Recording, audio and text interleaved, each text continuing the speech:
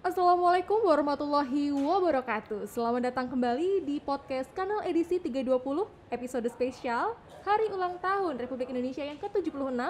Kali ini bersama saya Rima Budiarti dengan mengusung tema UMKM Pahlawan Ekonomi Kita. UMKM tangguh, Indonesia tumbuh.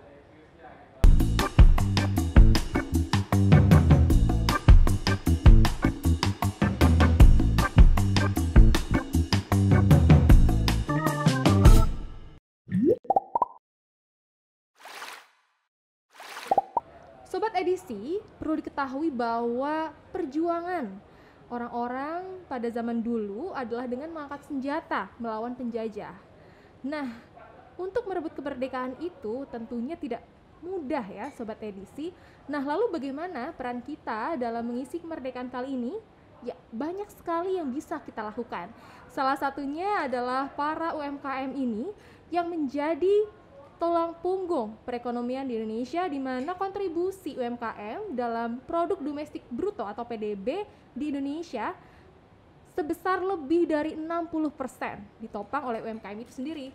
Dan tidak hanya itu, Sobat Edisi, UMKM ini menyerap banyak sekali tenaga kerja, bahkan yang terserap lebih dari 90% dari total tenaga kerja yang tersedia.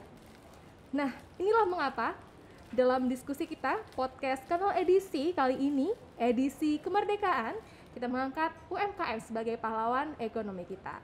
Nah, pada kesempatan kali ini sudah hadir bersama kita 3 narasumber yang luar biasa yang merupakan para pahlawan ekonomi tentunya. Siapa lagi? Ya, yang pertama adalah Ibu Mediawati selaku Kepala Pusdiklat Perindustrian Perdagangan Koperasi Usaha Kecil dan Menengah atau PPK UKM, yang sekaligus sebagai penggerak Jackpreneur di DKI Jakarta. Dan narasumber kita yang kedua ada Ibu Farida. Selamat pagi Ibu Farida, sebagai UMKM unggulan dalam Jackpreneur. Dan yang ketiga tidak kalah spesialnya adalah narasumber kita yang luar biasa, Ibu Siska. Ibu Siska selaku fungsional penyuluh pajak Kanwil DJP Jakarta Selatan 2. Nah, bagaimana, apa kabar? Baik. Bu Medi, Bu Farida, Bu Siska, alhamdulillah luar biasa. Nah, beliau-beliau inilah yang merupakan tokoh penggerak dalam Jackpreneur, dalam UMKM sebagai pahlawan ekonomi nasional, pahlawan ekonomi kita ya tentunya. Nah, baik Sobat Edisi, untuk mengawali perbincangan kita mengenai pahlawan ekonomi kita akan memulai dengan Ibu Medi. Nah, selamat pagi Bu Medi. Nah, Bu Medi merupakan Kepala Pusdiklat PPK UKM sekaligus penggerak Jackpreneur. Nah, mengenai Jackpreneur nih Bu Medi ya, mungkin Bu Medi bisa sampaikan atau ceritakan juga kepada Sobat Edisi yang mungkin ya saat ini juga tinggal di DKI Jakarta. Nah, apa itu Jackpreneur? Nah, silakan Bu Medi. Halo Sobat Edisi. Baik, saya akan sedikit cerita ya mengenai apa sih Jackpreneur ya. Jackpreneur itu adalah kalau dipanjangkan itu adalah namanya Jakarta Entrepreneur. Nah, Jakarta Entrepreneur ini merupakan suatu program ya, suatu program pemerintah Provinsi DKI yang mana di dalamnya itu adalah membangun kewirausahaan. Nah, membangun kewirausahaan di pemerintah Provinsi DKI, di mana ini merupakan Jackpreneur ini merupakan program strategis di Jakarta yang tujuannya adalah untuk mensejahterakan seluruh masyarakat Jakarta. Nah, di program Jackpreneur sendiri perlu saya sampaikan di sini bahwa ketika kita ingin masuk ke dalam program Jackpreneur, Sobat Edisi, saudara dan lain sebagainya bisa masuk dengan cara mendaftar. Jadi mendaftar dulu, karena di dalam program Jackpreneur ini ada namanya 4 langkah ya, 4 pas namanya. Jadi pas pertama yaitu mendaftar dulu dalam program ini, dan kemudian setelah mendaftar, pas kedua adalah diberikan pelatihan, jadi mengikuti pelatihan. Nah, pelatihan ini berbagai macam. Dari pelatihan ini dari mulai pelatihan yang soft skill, juga pelatihan yang hard skill. Nah, pelatihan hard skill tentu ini suatu pelatihan yang sangat menarik sekali bagi jakpreneur kita di DKI Jakarta, karena pelatihan hard skill ini adalah pelatihan yang langsung praktek dengan bahannya. Satu contoh pelatihan hard skill packaging ya. Di sini kita sudah lihat, sama-sama lihat ada produk Ibu Farida ya. Produknya produk Marem. Ini packagingnya goreng pisang, tapi dengan dibungkus dengan packaging yang bagus dan sangat menarik. Ini akan akan ada kesan bahwa produk ini adalah produk yang sudah bernilai tinggi. Padahal sebenarnya itu produk UMKM, tapi karena dibungkus dengan packaging yang bagus dan menarik, dan ini mempunyai add value kembali. Dan banyak lagi pelatihan-pelatihan yang lain yang dapat diikuti ketika kita sudah masuk di dalam program Jakpreneur. Itu. Kemudian pas ketiga yaitu diberikan pendampingan. Jadi Jakpreneur tadi saya sebut-sebut bahwa Jakpreneur itu adalah program dari hulu ke hilir. Jadi pas tiganya adalah pendampingan. Jadi Jakpreneur terus-menerus didampingi oleh para pendamping kewirausahaan yang telah tersertifikasi. Nah, tersertifikasi oleh BNSP, yaitu namanya sertifikasi kewirausahaan. Nah, itu Jakpreneur itu tidak dilepas begitu saja. Tapi ketika Jakpreneur sudah mendaftar, sudah diberi pelatihan, Jakpreneur juga didampingi.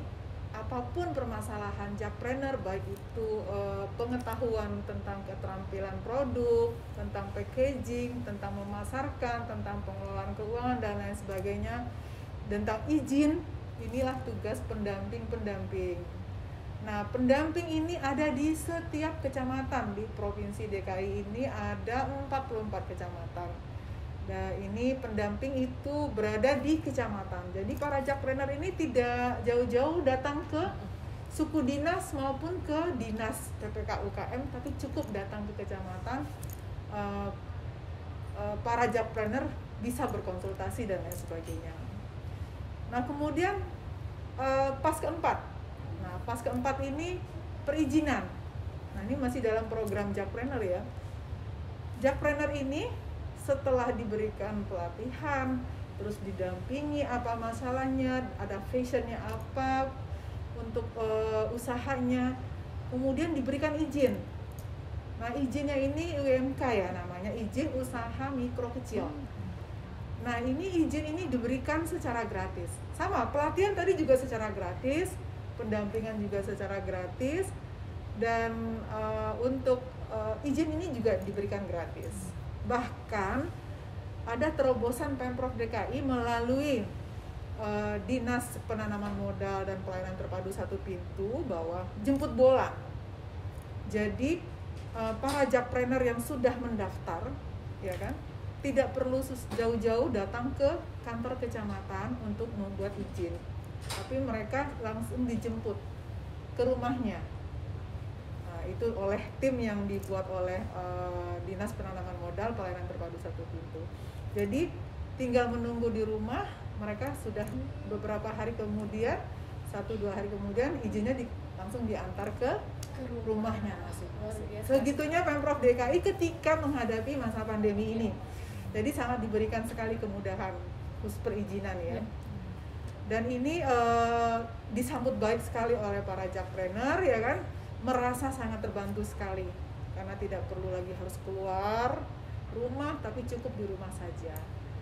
Nah, bagaimana itu mekanismenya? tetap di tempat kami gitu, di Dinas Perindustrian Perdagangan Koperasi dan Usaha Kecil Menengah gitu, untuk data-data para jakprenernya.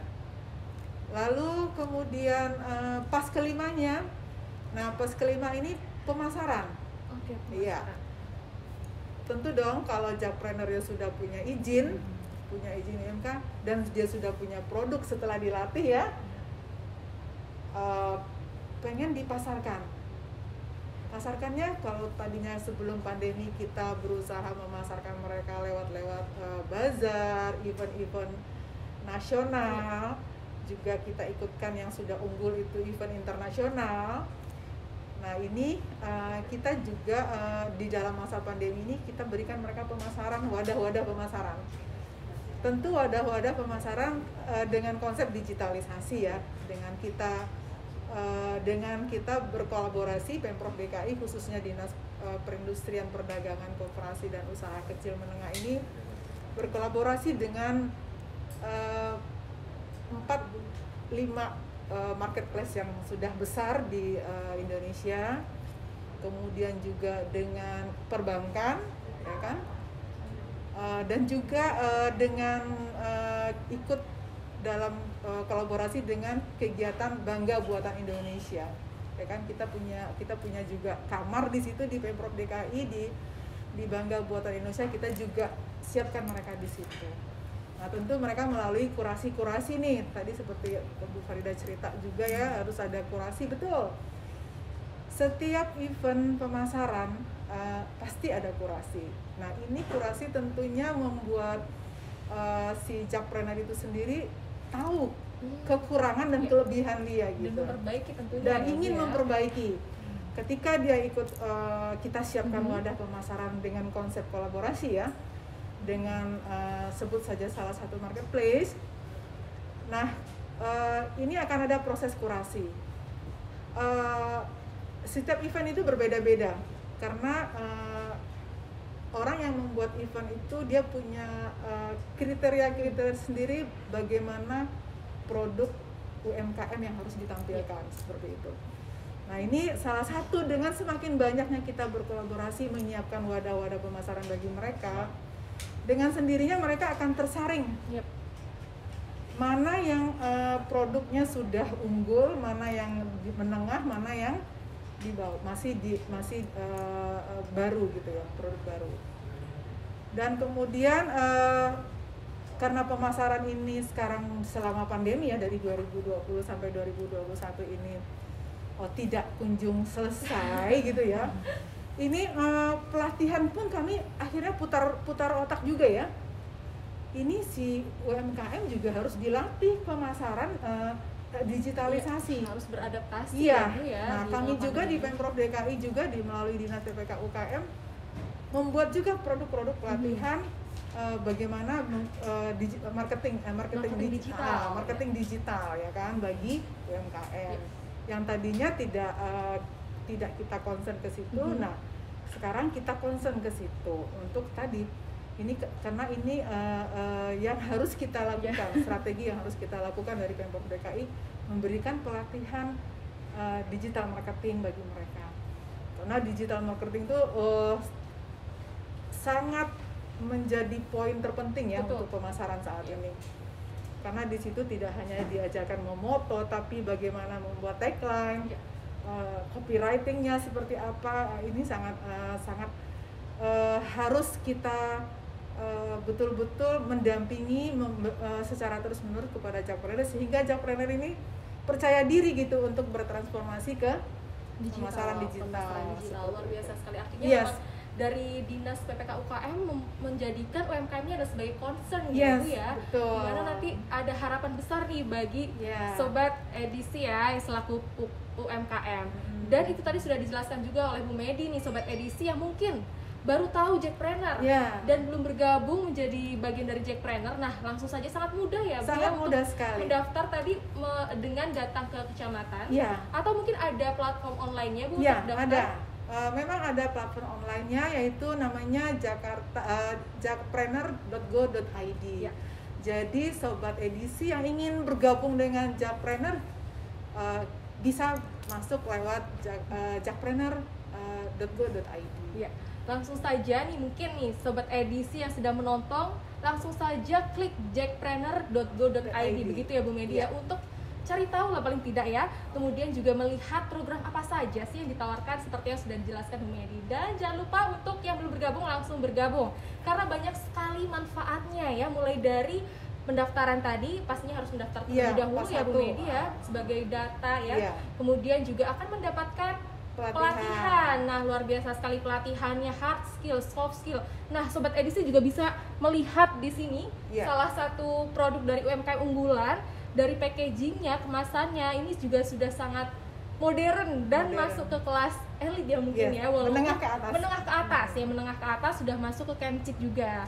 Nah, luar biasa sekali. Kemudian selain ada pelatihan, ada pendampingan juga sampai pada pemasaran ya, artinya dari hulu ke hilir. Perizinan kemudian pemasaran. Artinya ada 5 langkah ya Bu Medi ya, luar biasa. Ada 7 langkah. Pendaftaran. Jadi pendaftaran pertama, kemudian pelatihan, kemudian pendampingan, yang keempatnya itu perizinan, yang kelimanya pemasaran. Nah, yang keenamnya nih, tadi kita baru sampai pemasaran kan?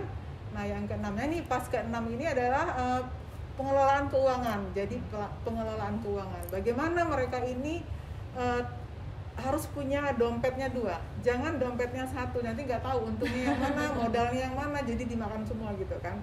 Jadi harus diajarin nih pengelolaan keuangan sebagai entrepreneur itu seperti apa. Jadi dompet usaha, dompet pribadi untuk dapur hari-hari itu harus dibedakan. Nah, karena ini banyak nih pelaku UMKM nih, kenapa mereka tidak bisa mengukur keberhasilan mereka? Ternyata karena dompetnya masih 1. Seperti itu. Ini kita ajarin.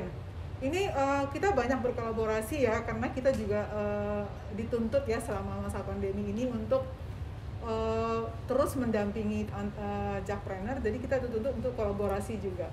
Kita banyak berkolaborasi dengan perbankan ya, dengan BI, dengan OJK gitu kan, dengan fintech 3.000-an fintech ya kalau nggak salah yang sudah masuk di program kolaborasi sosial berskala besar di DKI Jakarta. Untuk mengajarkan mereka ini bagaimana membuat pelaporan keuangan. Nah, kebetulan kita di DKI ini pelaporan keuangannya mengacu kepada program yang dibuat dengan BI ya. Karena BI mendampingi kita gitu ya. Namanya si Apik. Jadi pelaporan keuangannya melalui si Apik.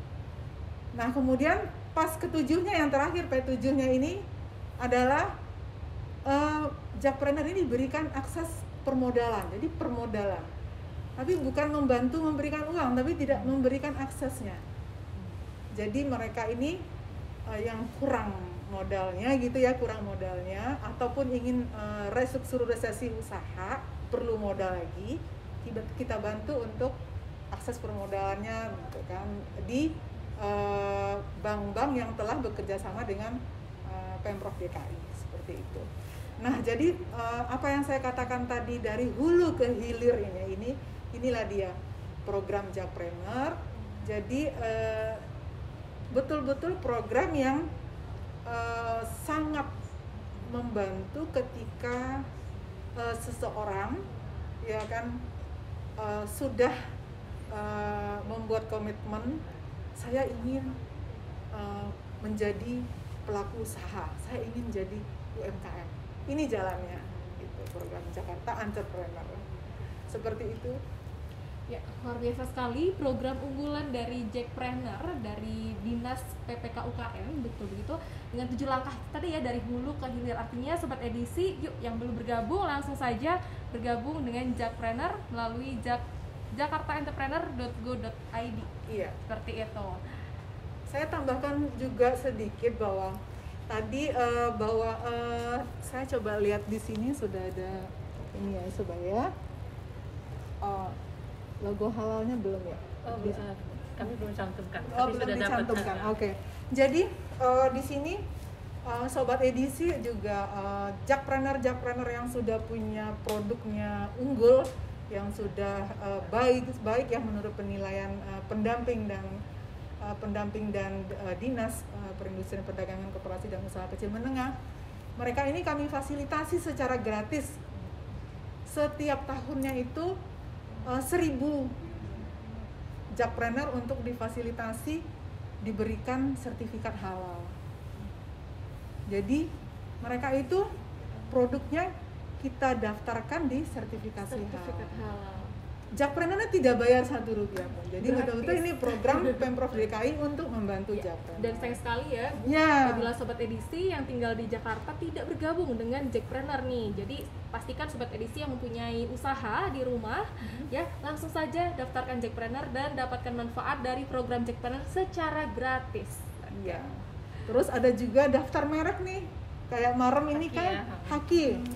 Jadi ini nggak ada lagi Marem kedua, Marem ketiga. Jadi Marem tuh hanya langsung satu. dipatenkan. Marem Iya. sudah dipatenkan di Haki. Itu juga 1.000 setiap tahunnya gitu.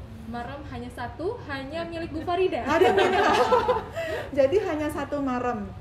Jadi sudah tidak bisa dijiplak lagi kalau sudah Iya. didaftarkan. Nah, jadi begitu komplitnya program Jakpreneur ini untuk para UMKM yang ada di DKI Jakarta. Dan dalam gelombang pandemi ini tiada putus kami sebagai pembina ya bagi Jakpreneur untuk terus berinovasi juga. Jadi tidak hanya Jakpreneurnya yang berinovasi tapi aparatur sipil negaranya juga berinovasi. Nah, salah satunya kami juga berinovasi nih, mencari narasumber supaya Jakpreneur ini yang sudah unggul nih memahami juga apa yang menjadi kewajiban untuk daerah dan negara. Luar biasa sekali. Jadi Artinya berinovasi bukan hanya dengan UMKM. perpajakan. Wah, untuk aspek perpajakan bagi UMKM ya Bu ya? Iya, Gitu. jadi diberi juga ilmunya. Sangat komplit. Jadi biar komplit gitu. Dari hulu ke hilir. Udah dari hulu Nah, ke hilir. itu tadi mengenai program Jakpreneur ya Sobat Edisi ya. Nah mungkin kita bisa tanya langsung nih kepada pelaku UMKM, salah satu UMKM unggulan ya Ibu Farida, satu-satunya merek Marem ya, merek Marem. Nah mungkin Bu Farida kira-kira tadi keranjang itu tadi yang dibawa isinya apa ya Bu? Boleh kita lihat ini. Nah Sobat Edisi kita lihat produk dari Marem, satu-satunya Marem ya milik Bu Farida. Jadi kami itu produk awalnya berupa pisang madu. Jadi waktu itu pisang madu, kemudian crackers tape. Jadi waktu itu kita punya memakai bahan-bahan asli Indonesia, makanan-makanan Indonesia yang sudah ada, tapi bagaimana kita kemas, kita jual dalam keadaan yang kelasnya naik gitu. Nah jadi kita punya dua kemasan pisang madu itu. Ini dalam kemasan.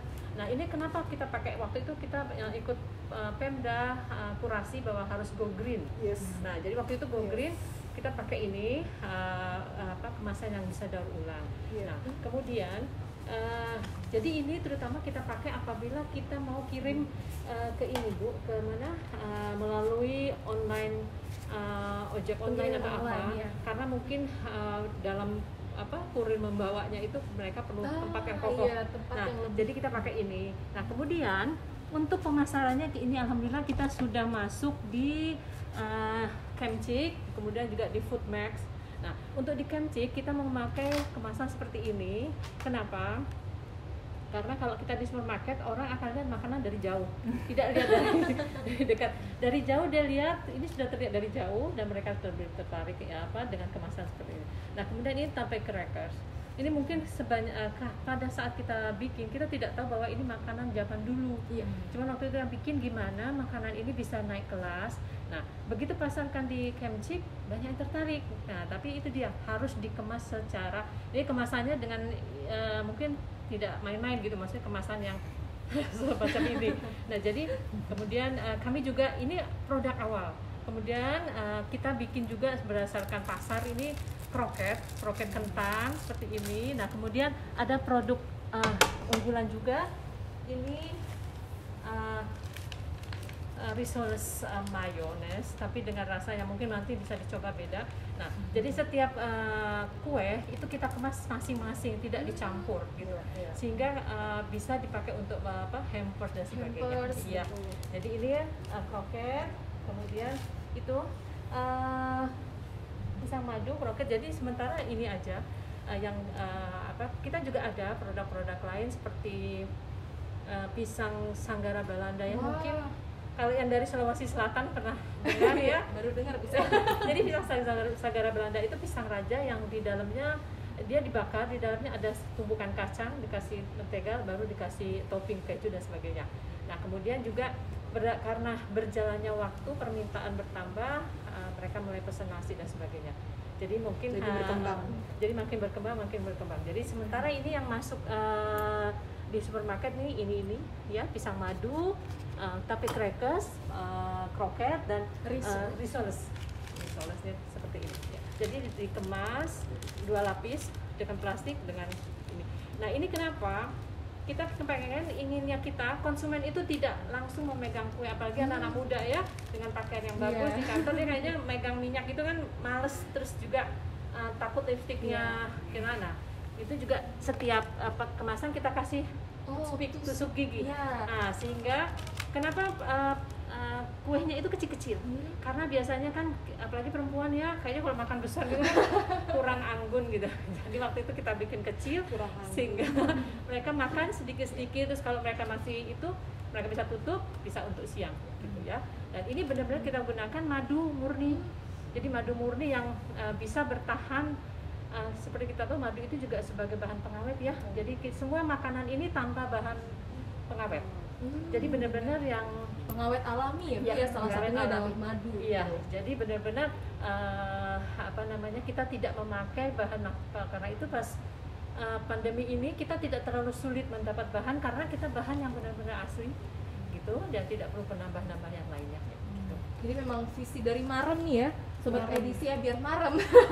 Itu adalah bagaimana mengemas atau membawa produk lokal, jajan ya Bu, jajanan pasar mungkin ya Bu, agar bisa bersaing dengan merek-merek yang sudah terkenal pastinya. Ini Sobat Edisi ya, anak-anak milenial pasti sudah tahu ya.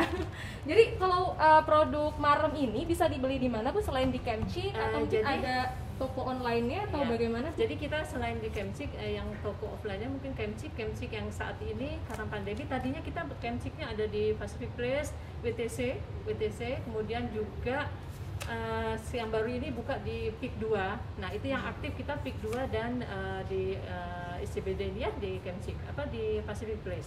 Kemudian pemasaran melalui Tokopedia juga online, marketplace, kemudian secara langsung melalui Instagram itu orderannya. Dan alhamdulillah sampai saat ini kita menjadi pemasok tetap untuk perusahaan MNC Group, Kementerian Pertahanan, Bank Indonesia, kemudian Geo Farma, terus kemudian perusahaan minyak, kemudian juga untuk besok ini Badan Penanaman Modal. Jadi mereka itu sudah dari awal-awal pandemi ya. Mereka minta dalam keadaan tertutup, kemasannya bagus, terus juga sampai ke mereka tidak terbuka sama sekali. Jadi itu yang tantangan buat kami, gimana mereka sampai ke mereka dalam keadaan tertutup, seal semuanya dan aman. Oke, baik. Tadi tantangan ataupun tips strategi yang dilakukan oleh Bu Farida untuk memasarkan Marem nih, dan Sobat Edisi ingin lebih tahu langsung saja bisa mengunjungi di Instagram marem.idn ya untuk informasi lebih lanjut. Siapa tahu kan Sobat Edisi mau pesan ya. Jackpreneur juga ada ini ya Mbak Irma, Jackpreneur juga ada IG-nya loh. Jadi Sobat Edisi juga bisa follow IG Jackpreneur. Jadi akan tahu apa sih di dalam Jackpreneur itu, karena itu kita tampilkan sekreatif mungkin ya. Dan di situ juga ada Jackpreneur yang lain dengan berbagai macam produk gitu yang mereka buat, dan sudah banyak sekali menginspirasi para pelaku usaha kecil yang lain yang ingin bergabung ke Jakarta Entrepreneur.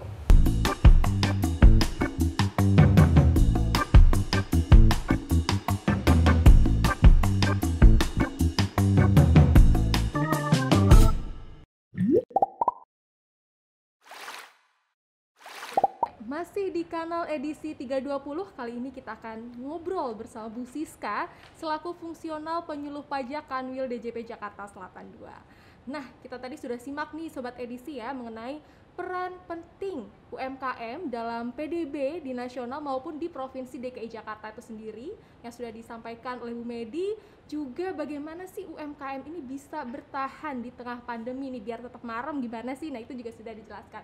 Nah, selanjutnya bagaimana sih aspek perpajakan untuk UMKM ini? Nah, kali ini kita akan bertanya langsung kepada ahlinya, Bu Siska. Halo. Nah, bagaimana Bu aspek perpajakan untuk para UMKM ini yang rupanya merupakan penopang ekonomi nasional, Bu Siska? Ya, betul sekali. Sebelumnya saya ini dulu ya. Saya sangat inspiratif banget tadi ya Ibu Farida, luar biasa. Dan saya juga udah pernah kerja sama juga dengan pihak Pusdiklat PPK UKM gitu ya. Kami sungguh senang gitu bisa bareng menjadi bagian bahwa perpajakan ini bisa jadi instrumen yang ikut membantu nantinya menggeliatkan UMKM. Nah, iya bener banget Mbak Rima. Jadi kalau kita bicara dulu sebelumnya, di tahun 2020 dan tahun 2021 ini pemerintah gaungnya adalah ke arah kesehatan, yaitu penanggulangan COVID dan PEN, ya kan? Iya. Pemulihan ekonomi nasional gitu. Bahkan perpajakan pun seperti itu ya Mbak Rima. Jadi itu dulu mungkin yang harus kita garis bawahi sepanjang tahun 2020 dan tahun 2021, dan bagaimana seorang Ibu Farida itu bisa menggeliatkan UMKM dari yang benar-benar dalam kondisi terpuruk itu bahkan jadi emas begitu ya. Jadi kayak dari rawa itu jadi emas begitu. Itu luar biasa banget. Nah, kalau untuk aspek pajaknya nih sekarang kita bahas ya Ibu ya. Kalau kita punya akronim, saya akronimnya DHBL, daftar, hitung, bayar, lapor, supaya gampang aja diingatnya. Nah, kalau daftar itu sendiri kita bicara dalam konteks UMKM, UMKM kalau Bu Farida kan tadi bergeraknya katanya orang pribadi begitu ya Ibu ya. Referensinya memang untuk UMKM itu ada di peraturan pemerintah nomor 23 tahun 2018 itu yang mengatur tentang UMKM. Nah, untuk subjeknya kita bahas dulu yang daftar, itu orang pribadi bisa pakai tarif UMKM selama 7 tahun. Jadi selama 7 tahun. Kalau dia badan, itu PT dia bisa pakai 3 tahun. Kalau CV atau koperasi atau firma itu bisa pakai 4 tahun. Pakainya itu maksudnya tenggang waktunya itu bagaimana gitu ya. Sejak tahun 2018, kalau misalnya Ibu Farida sudah terdaftar dari sebelum tahun 2018, jadi dihitung 7 tahun. Dari tahun 2018, 7 tahun ke depan. Tapi kalau misalnya baru terdaftar tahun 2019, itu dihitung dari mulai terdaftarnya. Seperti itu. Jadi daftarnya seperti itu ya, cara daftarnya gimana? Mudah sekali sekarang, layanan perpajakan semua kebanyakan elektronik. Iya.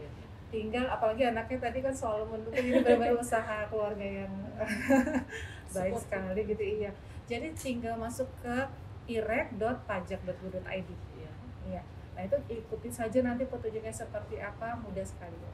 Jadi apalagi anaknya tadi kan sudah sangat mahir digitalisasi. Kita memang bicara soal digital. Oke, itu soal daftar. Soal hitung, tadi PP 23 saya sudah sebutkan tadi, itu tarifnya kecil sekali, hanya 0,5% dari peredaran bruto gitu. Jadi ya hanya 0,5%. Jadi katakanlah Ibu Farida omsetnya mudah-mudahan nanti ya di bawahnya 4,8 M 1 tahun. Itu tinggal dikalikan 100%.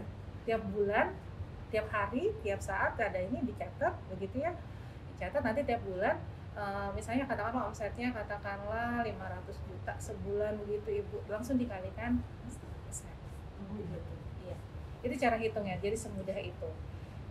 Saya balik lagi tadi ya ke daftar, saya lupa tadi subjek pajak itu apa sih yang PP UMKM ini. Kalau dari PP 23 tahun 2018 itu apa aja yang disebut yang masuk kategori itu ya dapat menikmati tarif tersebut. Itu adalah usaha yang bisa dia, tadi Ibu nyebutin produksi gitu ya, jadi produk gitu kan. Itu juga jasa juga bisa, tadi Ibu sebutkan, tadi Ibu bisa mengajak teman Ibu yang bergerak misalnya di distribusi, itu jasa juga bisa gitu. dan juga industri gitu. Ini misalnya industri kecil dan sebagainya itu bisa, asalkan jika ibu punya banyak cabang pun semua peredaran usahanya itu di bawah 4,8 selama setahun, 4,8 miliar setahun. Itu boleh menikmati tarif tersebut. Nah, penghasilannya hanya yang dari tadi ya Bu ya, jadi yang produksi atau jasa atau apa tadi? Satunya lagi jasa produksi itu apa tadi ya? Kok saya jadi lupa. Oke, intinya tidak boleh dari penghasilan yang dari luar negeri. Tidak boleh juga yang penghasilan yang sudah dikenakan pajak final. Misalnya pajak final itu apa? Itu yang sekali putus. Kalau ibu kan tidak nih, ini kan proses begitu ya. Sekali putus itu misalnya apa? Ibu punya usaha sewa rumah gitu ya, atau sewa mobil. Nah itu kan misalnya habis dipakai langsung kasih uang, itu ya sewa, ya itu maksudnya yang putus gitu. Itu tidak boleh menggunakan tarif tersebut gitu. Jadi seperti itu. Nah lalu tadi hitung sudah juga ya Ibu ya, sekarang kita daftar hitung bayar. Nah bayar juga mudah gitu kan. Kita sekarang pakai kalau Ibu tahu kita kan punya, kalau bayar listrik sekarang yang prabayar itu pakai token. Nah, di pajak juga ada seperti itu. Jadi kita bikin kode billing dulu, itu 15 nomor gitu. Ibu bisa dapat kode billing itu. Kalau yang sekarang termudah tuh lewat M-Pajak. Jadi aplikasi basis aplikasi gitu ya, bisa dari Android begitu. Silahkan di-download dulu, nanti bikin di situ kode billing. Atau bisa juga telepon ke 500 200. Atau bisa juga datang ke kantor pajak, pasti ya bisa. Tapi sekarang semua kantor pajak itu juga punya layanan WhatsApp, administrasinya ada gitu ya. Jadi pakai WhatsApp. Caranya gimana? Datang aja ke Instagramnya masing-masing KPP. Itu biasanya kita tahunya, biasanya kalau ibu tinggalnya di mana Bu? Di Kemayoran. Nah di Kemayoran. Misalnya ada kebutuhan KPP-nya pajak Kemayoran gitu. Misalnya gitu. Nanti datang ke situ, ke Instagramnya, ada link tree di situ, coba diklik aja link tree-nya, ada WA admin. Saya udah jelas tuh ada WA admin, layanan billing, pendaftaran, atau konsultasi dan sebagainya. Jadi ada di situ. Jadi mudah sekali untuk bayar. Setelah nanti dapat kode billing, ibu boleh ke kantor pos, boleh ke bank persepsi, terus boleh juga bahkan sekarang Tokopedia yang ibu sebut-sebut tadi juga bisa. Marketplace, saya boleh nggak sih nyebut merek? Udah lah ya, dimaafin. Sekalian promosi bahwa bayar pajak sekarang bisa di Tokopedia begitu ya Mbak Rima ya. Dan juga bisa lewat mobile banking. Jadi mudah sekali ya untuk bayar seperti itu. Sekarang yang terakhir itu lapor. Nah, iya untuk lapor sekarang ya bisa elektronik juga gitu lewat DJP online. Atau misalnya bisa masuk lewat pajak.go.id, nanti ada kolom sebelah kanan itu masuk login, nanti akan kita klik langsung diarahkan ke DJP online. Tapi tentunya kita harus bikin dulu EVIN gitu ya. Nah bikin EVIN juga bisa lewat tadi Instagramnya, silahkan klik link tree-nya, nanti minta. Dia akan dipandu oleh admin di tiap KPP-nya. KPP itu kantor pelayanan pajak. Iya. Begitu. Itu kurang lebih aspek perpajakannya seperti itu, dari gampang ya. Nah itu dari Sobat Pajak mengenai aspek perpajakan bagi para UMKM. Nah mengapa? Karena dengan pajak yang dibayarkan itu nanti juga bisa membantu UMKM yang lain. Artinya kita sama-sama bergotong royong dong untuk menggerakkan ekonomi. Nah itu tadi mengenai aspek perpajakan. Dan dalam situasi pandemi seperti ini, bukan hanya pemerintah daerah, dalam hal ini adalah Pemprov DKI Jakarta yang membantu UMKM, namun kebijakan pemerintah pusat, Sobat Edisi ya, itu juga memberikan kebijakan atau bantuan ya semacam itu untuk membantu UMKM agar usaha UMKM ini tetap berjalan, mendorong UMKM untuk tetap berusaha seperti itu. Karena kan di tengah pandemi banyak sekali UMKM yang terdampak. Nah, mungkin bisa Bu Siska dijelaskan program pemerintah apa sih yang untuk mendukung UMKM di tengah pandemi ini, Bu Siska? Silakan. Iya betul sekali. Tadi kalau misalnya PPK UKM itu ya, dari itu kan juga sama-sama pemerintah gitu ya. Itu punya program Jakarta Entrepreneur, dan itu juga dari pendampingan sampai bahkan dapat izinnya dan sebagainya, bahkan kemasannya bisa secantik ini gitu. Perpajakan juga pastinya punya. Karena biar bagaimanapun sekarang sepertinya pemerintah itu satu kata bahwa tadi lagi bahwa kesehatan dengan pemulihan ekonomi itu harus berjalan seiringan. Itu pesan dari Presiden Jokowi gitu. Jadi itu wajib gitu. Jadi tidak hanya kita mengedepankan ekonominya saja, tapi kesehatannya juga perlu, dan begitu sebaliknya gitu. Jadi perpajakan pun seperti itu gitu ya. Apalagi untuk UMKM yang kita bilang tadi menteri-menteri dan semua tuh ngomongnya pasti tulang punggung gitu kan ya, tulang punggung. Oh ya, satu lagi, efeknya memang mungkin Rima masih kecil banget ya, tapi waktu pas Krismon ya Ibu, kita sama-sama mengalami itu ya, itu ternyata yang mendukung kita bisa keluar dari perekonomian yang ya gitu ya lagi rendah itu adalah UMKM gitu. Jadi ya pastinya perpajakan juga wajib untuk memberikan insentif. Jadi sekarang fungsinya pajak bukan lagi, ya pastinya masih ada budgeting gitu ya, jadi untuk memberikan masukan ke penerimaan negara, tapi di sisi lain sekarang lagi dikuatkan juga reguleran ya. Reguleran itu maksudnya bagaimana pemerintah dari sisi perpajakan itu bisa mendukung program pemulihan ekonomi nasional dengan cara apa? Memberikan insentif yang seperti tadi Mbak Rima nanyakan. Nah ini kita ada PMK 82 tahun 2021, jadi baru digelontorkan. Itu sebenarnya perpanjangan dari insentif perpajakan di tahun 2020 yang sudah diberikan. Ada beberapa insentif, tapi khusus yang untuk UMKM itu Mbak Rima, tadi yang saya bilang PP 23 itu Bu, yang 0,5% saja, itu ditanggung pemerintah loh, sampai Desember 2021. Yes.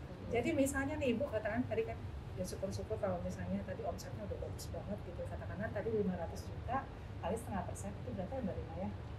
500 ya store.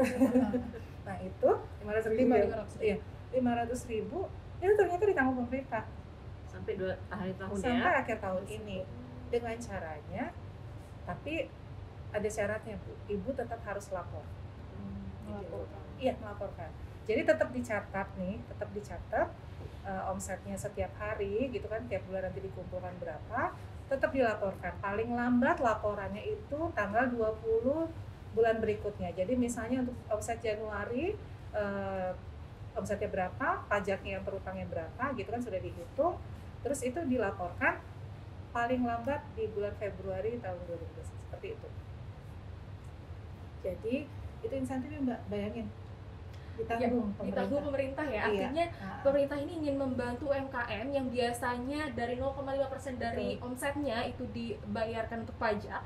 Namun dengan adanya insentif ini Sobat Edisi ya, bisa digunakan kembali oleh UMKM-nya, bisa untuk membeli modal lagi. Misalnya kalau gorengan ini apa Bu? Biasanya yang bahannya itu tepung kali ya Bu ya, untuk bahan-bahan tepung, minyak. Nah itu bisa digunakan kembali sehingga pajak yang biasanya disetor ditanggung pemerintah. Seperti itu Bu Siska ya, peran pemerintah dalam mendukung UMKM melalui insentif yang diberikan dalam rangka pemulihan ekonomi nasional. Nah mungkin ada lagi Bu Siska mengenai insentif atau aspek perpajakan lain yang ingin disampaikan kepada Sobat Edisi yang mungkin ada yang memiliki usaha sebagai pelaku UMKM, atau harapan apa sih Bu Siska dengan adanya insentif ini yang ingin Ibu Siska sampaikan kepada Sobat Edisi yang menonton video ini? Ya, baik. Lagi-lagi balik lagi ke program pemerintah tadi yang sama pastinya semua sisi gitu, semua apa ya, lembaga itu berharap sama. Kami mendukung UMKM gitu ya. Jadi dalam rangka insentif tadi yang sudah digelontorkan oleh pemerintah, ya harapannya juga itu dipakai gitu ya. Seperti tadi Mbak Rima bilang kan ya, ini waktunya masih ada sampai dengan bulan Desember. Ya kurang lebih 4 bulan ya gitu ya. Jadi silakan dipakai, dan mudah-mudahan ini juga menjadi dorongan untuk menggeliatkan usaha Bapak dan Ibu semua yang di rumah gitu ya. Dan kalau saya secara pribadi sih saya dukung banget. Mudah-mudahan nanti akan ada banyak sekali Ibu Farida karena nanti kalau COVID-nya sudah selesai gitu kan ya, ini pasti juga kan akan memberikan masukan pajak buat nanti tentunya dipakai dalam kita ya membangun Indonesia yang lebih baik lagi gitu kan. Indonesia tangguh, Indonesia tumbuh. UMKM tangguh, Indonesia tumbuh.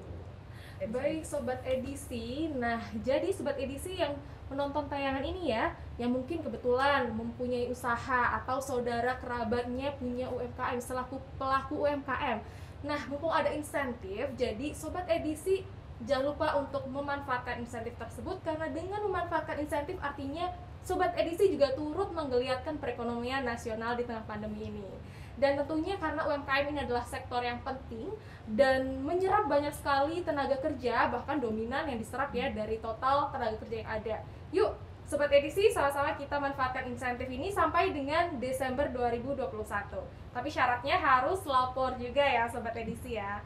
Baik, itu tadi mengenai aspek perpajakan dan juga insentif perpajakan yang digelontorkan oleh pemerintah dalam rangka mendukung UMKM dan program ekonomi nasional. Baik Sobat Edisi, dimanapun Anda berada, demikianlah sesi bincang dalam podcast kanal Edisi 320 episode spesial, episode Hari Ulang Tahun Republik Indonesia yang ke-76 dengan mengusung tema UMKM Pahlawan Ekonomi Kita. Nah, sekali lagi kami ucapkan terima kasih kepada Bu Medi selaku Kepala Pusdiklat PPK UKM yang sudah menyempatkan hadir dan berbagi mengenai Jackpreneur sebagai program unggulan. Dan juga terima kasih kepada Ibu Farida, salah satu Jackpreneur unggulan ya, unggulan dengan produknya yang memiliki value yang sangat luar biasa. Kemudian terima kasih juga kepada Bu Siska selaku fungsional penyuluh Kanwil DJP Jakarta Selatan 2. Rasanya sangat lengkap sekali pada hari ini kita bisa mengulas dan mengupas tuntas ya mengenai peran UMKM dalam menggerakkan perekonomian di tengah pandemi ini. Mau tidak mau UMKM memang memiliki peran penting dan menyerap banyak sekali tenaga kerja.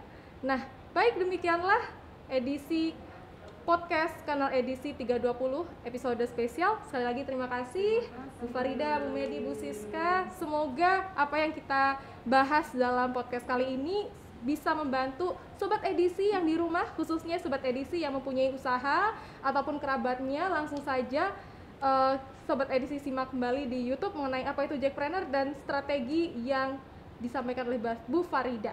Nah, demikianlah UMKM Tangguh Indonesia Tumbuh. Sekian, sampai jumpa dalam podcast Edisi 320 episode berikutnya. Wassalamualaikum warahmatullahi wabarakatuh.